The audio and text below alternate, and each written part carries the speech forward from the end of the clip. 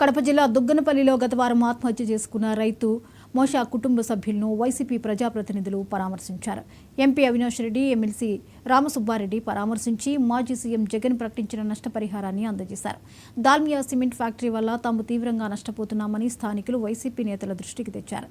వర్షపు నీటి ప్రవాహానికి అడ్డుగా ఈ ఫ్యాక్టరీ నిర్మించడం వల్ల పంట పొలాలు నీట మునుగుతున్నాయన్నారు. ఫ్యాక్టరీ వ్యర్థాలు పొలాలపై పడి పంటలు దెబ్బతింటున్నాయని తెలిపారు. దీంతో తమ పంటలను ఎవరూ కొనుగోలు చేయటం లేదని రైతులు తమ గోడును వెళ్లబోసుకున్నారు.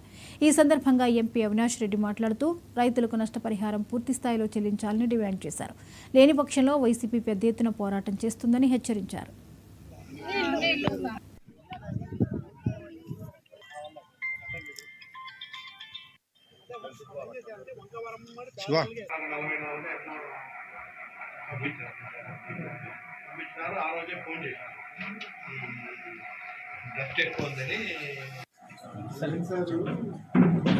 ఇన్ఛార్జిగా ఎమ్మెల్సీ రామసుబ్బారెడ్డి అన్న, అదేవిధంగా పార్టీ నాయకులు, నేను అందరం కలిసి మోషే కుటుంబాన్ని, ఆ మిర్చి రైతు కుటుంబాన్ని పరామర్శించి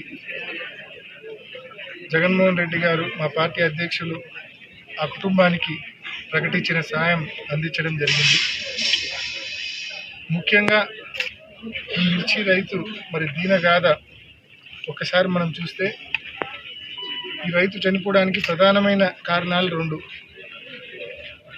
ఒకటి కాలుష్యం కారణంగా, అదేవిధంగా ముంపు కారణంగా ఈ గ్రామము గడిచిన 10-12 సంవత్సరాలుగా ఇబ్బంది పడుతూ ఉంది.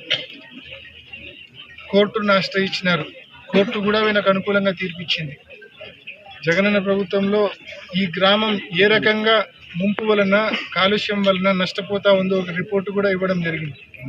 ఆ రిపోర్టును బేస్ చేసుకొని లోకాయుక్తలో ఈ గ్రామానికి సంబంధించి పూర్తి న్యాయం జరిగిన తర్వాతనే కాలుష్యానికి సంబంధించి కావచ్చు, ముంపుకు సంబంధించి కావచ్చు, ఏదైతే దాల్మియా యాజమాన్యం వలన, దాల్మియా సిమెంట్ పరిశ్రమ వలన దుగ్గనపల్లి గ్రామం నష్టపోతూ ఉందో ఆ నష్టానికి సంబంధించిన పూర్తి అంచనాలు చేసి ఆ గ్రామాన్ని, ఆ గ్రామ ప్రజానీకాన్ని, రైతులను అన్ని రకాలుగా ఆదుకున్న తర్వాత